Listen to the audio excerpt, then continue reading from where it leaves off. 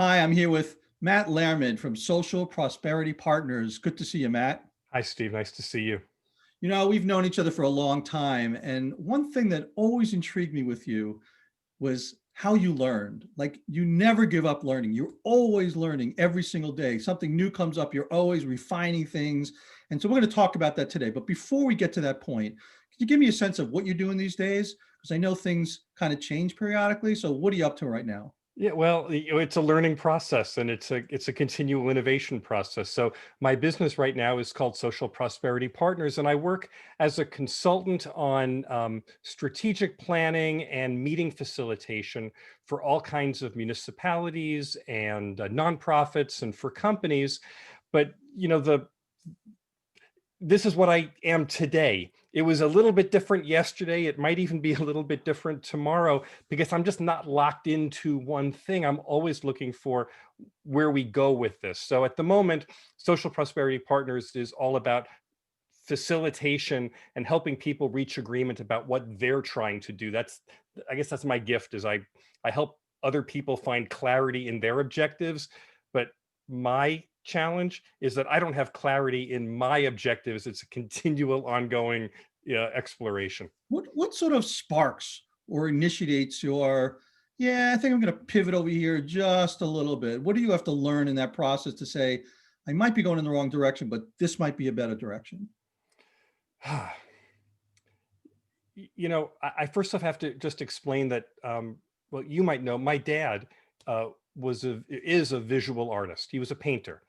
And so he talks about this very thing in terms of painting, in that every time he sits down to create a painting, he has an idea of what it's going to be, but it's not until he puts brush to paper and he sees how the color comes out and how the paper absorbs it that he sees what the painting is going to be. And I'm not an artist like that in any sense of the word, but that's kind of my internal sense of how I draw connection, which is, for me, it's a lot of writing. I have to sit down and write a website. I have to write a marketing description of whatever is the promise that I want to make. And I always start with the marketing. I always start with the description of the end result, and then I figure if I can write something that is compelling, that answers some buyer's question of why do I care? If I can answer that, then I figure I can back into the the how do I deliver on that promise. But for me, it's you have to be able to make that promise first. I want to go backwards a little bit. This is a story I haven't heard from you about your father. Can you tell me, like, how did you learn that? Did you sit by his side while he's doing his artwork? Did you ask him later in life? Like, how did you pick that up, and how did you kind of continually learn about how to think like an artist but act like a business person? Well, yeah, that's so we're gonna do the full psychoanalysis here, I guess. There Uh, you go. my parents were actually in business together when I was a kid. Their business was called Design Unlimited, and they worked mostly in the hospitality industry, doing graphic designs for restaurants and the hotel industry. And the way it worked out was my dad was a graphic designer. This is long before computers, by the way, when things were hand drawn and mechanicals were pasted together. And then mom came into the business in the sales capacity, and she is a fearless salesperson in her own right. So it was this marriage of artistic vision and sales and business ability. That's what I grew up with, and I try to be a combination of these two things. So I have none of the artistic ability, but if you ever need someone to assemble a committee to put things together, I'm your man. And I think the time that it actually became obvious to me, there was kind of a twofold way. One was growing up, I would go with my folks to the annual hotel motel restaurant show, and I would be a salesperson with them. They'd have a 30-foot booth, and all the restaurant people, all the hotel people would walk by, and we were there selling the business and representing it and putting brochures into people's hands and selling phase ones and just being out there. And my sales ability, that was a natural. I'm a people person. I'm happy to talk to them. But couple that with going to a museum with my dad, even as a kid, and asking him to describe what he saw in a painting, in a sculpture, or whatever. And what I discovered is he has the ability to see more depth and more there's more going on in what he sees than what I see. His eye is trained to see the brush strokes and the perspective that the artist was going for. There was something deeper here. And like I said, I can't do it myself, but I've learned to see that what an artist knows is how to take what they see and represent it in its own reality. And so I think of that kind of artistic vision is very much what you need in a business sense as well. It's the ability to look at a situation and ask the question, what do you think people need in this moment? So Steve, a few years ago, I was teaching a class on arts entrepreneurship at ASU and at Arizona State University. And on the very first day, the very first exercise that I did for the students, they came into the room, I walked in, I did this within the first 5 minutes of when they arrived. I sent them all away. I said, come back in a half an hour. And in a half an hour, you have to go out and find some entrepreneurial opportunity. You've got to go out and find some need that exists somewhere. And in 30 minutes, you have to come back and tell us what is the need that you've identified. And in a half an hour, 30 kids came back into class, and not everyone could do this because not everyone has the ability to look and see that there's a need here. But if you can go out and you can see people who are thirsty, or people who are hungry, or people who are trying to get from one building to another in a really quick way, people who need a ride, people, people who need a pen as they're going into class, people who need help carrying their books, whatever is the thing that you might see on a college campus. If you can find need, then you can build a business after that. That's kind of the essence of entrepreneurial spirit. But I think of that as being grounded in the artistic ability to see something that's interesting or beautiful or unique or worth capturing in some way. Fascinating. I never thought about it that way, but it's sort of like this notion of being able to see things that other people don't see and to act on it, which is something that you do extremely well, is that, and I didn't realize that it had this artistic foundation in your life. It's actually fascinating.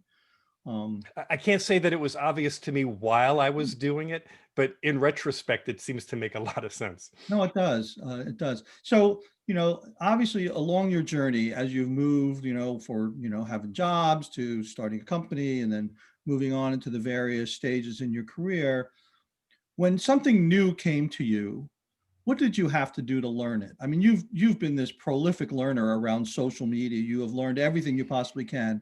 And there's some finance stuff I'm sure you've learned along the way. Mhm. But when you had to learn something, what did you do? And can you give me some good concrete examples of something you didn't know how to do and you figured out how to do it?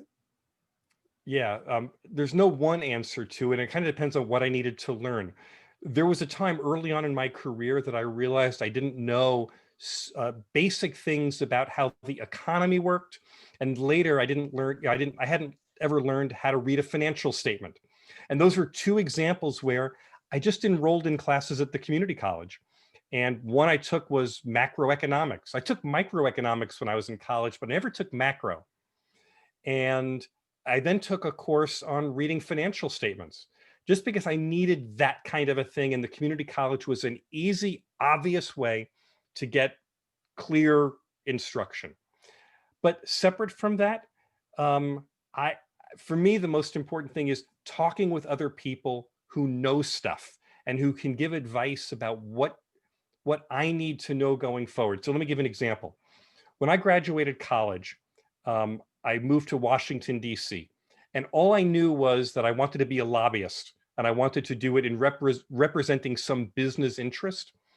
And this was 1984, pre-internet, of course. And so I sent letters to people who were the vice president of government affairs. Ultimately, I reached 100 different trade associations. I went from the American Petroleum Institute to the Chocolate Manufacturers Association because I just wanted to find out what they did. So I wrote to them, I said, would you be willing to meet with me? I'm a recent college graduate. I'm interested to know, what do you do and what suggestions you would have for someone like me to do it? I spent 4 months doing nothing but sending out letters, following up with a phone call, getting appointments to see people. And every appointment, I would ask those questions. Tell me what you do. Tell me what advice you would have for someone like me who wants to do that. And then the last question was always, who else would you suggest I speak with? And ideally, my goal was to leave with two recommendations, because if I came in with one contact and they gave me two more, then my network grew, which is how over 4 months, I visited with 100 people. And at the end of 4 months, one of those people called me back up and he said, "Hey, Matt, uh, I happen to hear from someone that's looking to hire someone and you might be the right person for them." And that's how I found my first job when I got out of college. It was about making a connection and asking, not just, this wasn't like just asking people like in a Machiavellian way, just to like make a contact. This was about really trying to understand the advice that they had, learn from it, and apply it going forward. And people respond genuinely to it. And I have to say, that same attitude is my entire career. I mean, I'm kind of fearless about sending an email or picking up the phone and calling someone and introducing myself and saying, "I just want to ask you a couple of questions about the work that you do, the background you had, your perspective on something. Would you mind sharing that with me?" And people are actually pretty generous about willing to talk about themselves if you are sincere about asking them meaningful questions. And so everything that I've gotten really, what's the line from the movie? I've always relied on the kindness of strangers. I'm like a living embodiment of that. I've gotten so much from just calling people and asking for insights. And I'm a lot smarter because all that wisdom has been shared with me. Yeah, a lot of students should learn that from you because a lot of them just go look for jobs. And this notion of doing this, Yeah, in fact, I would go out and do those meetings. I wouldn't even take a resume with me yeah, that's because great. it's too dangerous to just want to lay the resume on someone's desk and say, "I'm looking for a job. Do you know anyone or do you Yeah. have one?" And that's not the question. Yeah. So in those days, there was no internet. Well, there was, but we weren't able to access it. And so now there's like tons of content out there. There's webinars, there's TED Talks, there's books, there's whatever. Do you navigate that? Is that something, is that a resource for you? And why do you go to the internet versus making calls to 100 people? Yeah. So that's a really good question. Yeah, of course. I watch TED Talks, I read books, um, I'm always Googling whatever the topic is and looking for who's written on this, or sometimes it's as simple as what does Wikipedia say about this, just to get a general sense. And that's all good. But honestly, it leaves me flat because there's a difference between information and wisdom, yeah, it's called information and wisdom, which is, it's not just information that I'm looking for. I'm not just looking for the answer to a question. I'm looking for, what does it mean? What can I do with it? How does this correlate to something else that's going on in the world? What makes this timely or opportune in this moment? And that's the kind of thing you can only get by actually talking to someone who is engaged with it. It's why, for me, going to a conference and sitting in the bar and having a glass of wine and turning to the person next to you and finding out that they bring some totally different perspective to whatever it is you're talking about is incredibly valuable. So going to conferences, attending classes or summits or meetings, the engagement of other people, for me, that's where the real richness comes, because I don't just need the facts. I need, how are people relating to this and what are they doing with it in this moment? If I was looking for a metaphor here, Steve, this is the difference between jumping into the water and surfing the wave. And I'm much more interested in surfing the wave. I want to know who's a thought leader on this. What are they doing with this, and which way is it going? I want to be up there balancing on the board with them. So now, and hopefully this won't last very long, but now that we're in this sort of lockdown phase, how do you do it? Like, I know that the reaching out to people and talking to 100 people is a lot easier than Mhm. maybe it was to go to Washington and go knocking on doors. But how do you do that now, both sitting at a conference or whatever? Are you going to these workshops and conferences and you finding people, or how does that work? Okay, so you might have just revealed this is a do as I say, not as I do moment, because I actually did it in the reverse. The minute that COVID hit, I was really, because I'm an independent business person, people aren't calling me all the time, I'm calling them. And I was really concerned, how do I stay relevant? Not just how do I be relevant to others, but how do I even stay relevant in my head? So what I did was I started offering a webinar. And in fact, I offered the first one at the end of March. So just what, less than a month into the lockdown, I offered a webinar called How to Sustain Donors in Turbulent Times. And I called up, I think in the end, I did it with 30 state nonprofit associations all over the country. And I offered myself at no charge.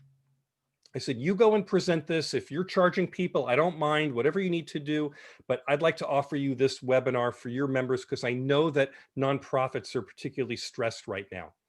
Well, I went and taught this. I had some I had a dozen, some I had 50 or 100 or more attendees with it. But it put me into the middle. I became the forum for, well, what are you doing? How are you addressing this? What questions are pressuring you right now? I'm kind of insistent upon doing post-webinar evaluations. And one of the questions I ask is, what other questions should we be exploring? And so I took all of that and created a second webinar that was just designed to answer the most common questions that came out of the first webinar. And I created one called How to Ask for Money in Tough Times. And because that's what people really wanted to know. And I filled it with examples that people shared with me of what was working for them in this moment. So here we are, as you and I are having this conversation, it's mid-November. I've taught about 50 webinars in the last 5 or 6 months now, I guess since the end of March. And I've reached literally hundreds or probably thousands of people at this point. And I have to say, yes, I'm teaching, but I have to say it's a massive learning experience for me because I can put something out there and I get people responding to me in real time with, this is what this means for them, and this is where they're going for it. And I don't know about you, but I think everyone knows something. So take what you know, share it, even if you're doing it for free, and let the feedback be your payment, because you will learn a tremendous amount from it. Yeah, that's absolutely fascinating. I think that your deep curiosity is what drives you to learning. I mean, you seem to be curious, no matter, you said, whether you're sitting at a bar, whether you're picking up the phone and calling 100 foundations, or even you teaching and learning from the people you're teaching, which is just an amazing opportunity to grab onto new ideas and information. It's fascinating. Thank you. I'm looking off to my side here because I have a vision board that I keep right here on my desk, Yeah. and my vision board for the year 2020 has, among other things on it, the words "Ask better questions." Because this was the year, even before the pandemic, this was the year that I had committed to myself that if I was really going to transform my career and what I'm doing with my business and all of that, that I need to ask better questions. And oftentimes that means ask questions of better people, people who are even wiser, who have greater perspective and can steer you in new ways. So I'm continually trying to ask better questions. Is it hard to find those people? Not to be in your webinars, but to ask smarter people or people who have more experience. No, the whole world is filled with smarter people and people who have far more experience than I. If the only question is, do you have the gumption to send an email to someone or pick up the phone and call someone who you don't know and say, "Hey, can I ask you a question?" And in my early part of my career, I was in sales, and one of the things you get is calluses around your heart. So, you know, at some point you just go, why wouldn't I ask? Why wouldn't they want to talk to me? Of course, I'm willing to write to them and ask. And look, especially now when all of us are working out of our homes, what else do you have to do? You got time to talk to people. Yeah. I want to go back a little bit when you were teaching that class and when you sent people out to come up with their entrepreneurial ideas based on what they saw in their short travels. So how do you teach? How do you become curious? Are people, is that just a skill that only a certain sliver of the population has? Or if I'm not all that curious, like, how do you become more curious and that how, instead of just saying you ask better questions, how might you help other people ask better questions? Hmm. You know, I bet if I pulled out my syllabus from that class, that I think I'm right. I think I included in the syllabus like 3 or 4 key questions that you need to ask if you're going out trying to be entrepreneurial. And forgive me, I can't pull them Okay. off the top of my head, but let's see. I mean, the skill is, show me someone who needs something. When I was in college, I had a professor in public policy, and his bottom line question for everything was, "Why do I care?" And so I kind of bring that "Why do I care" philosophy to entrepreneurship as well, which is, it's not enough that you go out there and you've got a cooler full of cold ice water, and I live in the desert, so cool ice water on a hot August day should be great. But why should I care is the question you have to answer from a potential customer's perspective. So maybe I would just boil it down to, if you can answer the question, why should someone care about this, then you're on the track to figuring out where that entrepreneurial opportunity is. But it all comes down to figuring that one need out. Yeah, but it goes to this notion of a combination of curiosity and empathy, right? So like you want to think like other people. Is there any tricks that you have besides asking questions that gets you to get yourself out of your head and be in the head of the people you're asking? I wish I had a formula for it, Steve. I'll say, I know that there are other entrepreneurs who would have a better discipline about this than I think I'm much more basic, which is, if I suspect that there's a need out there, then I'm going to go back and I'm going to write up my marketing plan or write up my test advertisement or whatever, and I'm going to go out there and test it and try to see if it's a hook that any fish wants to bite.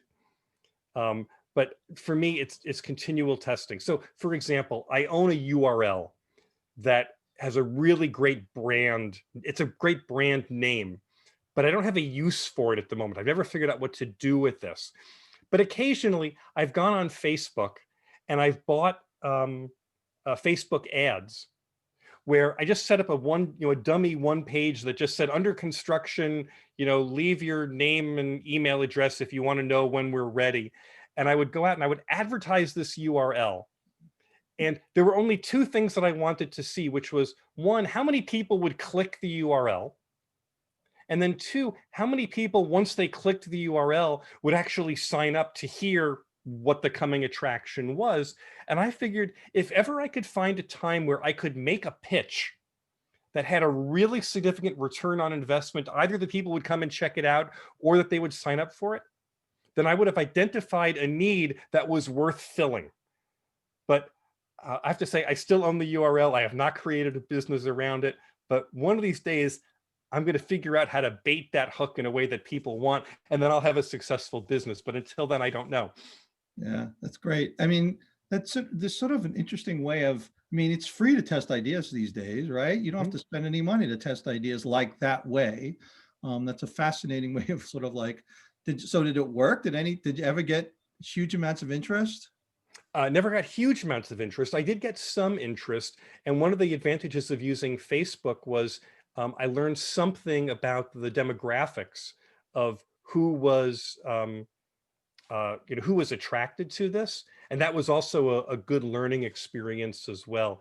But, maybe this is also to your point, is sometimes I'm about learning for the sake of learning. I mean, I don't have the end result in mind. I'm just interested in throwing the fish or throwing the hook into the water and see if anyone bites, just because it's a good learning experience. And I might have spent $50 or $100 on it. But you know what? That was a weekend's entertainment budget. And it gave me a month of just trying to learn something useful that may or may not be helpful to me going forward. One of the things I was intrigued with, this connection between your father having all these things in his head, not knowing what he's going to paint or draw, and then placing it on some kind of a canvas. For Mhm. you, it's the writing and the massaging of writing, and then at some point that writing will emerge out to be something you feel proud and comfortable with. Does that correlation make sense to you? Yeah, I'm all about making the promise, make the bold promise first, and then you have to live up to the promise. It's kind of the same thing that my mother told me when I graduated college. And in fact, when I took my first job in Washington, her advice to me was, um, if anyone asks you if you can do something, you immediately tell them the answer is yes. And then you have to go home and figure out how you're going to deliver on that.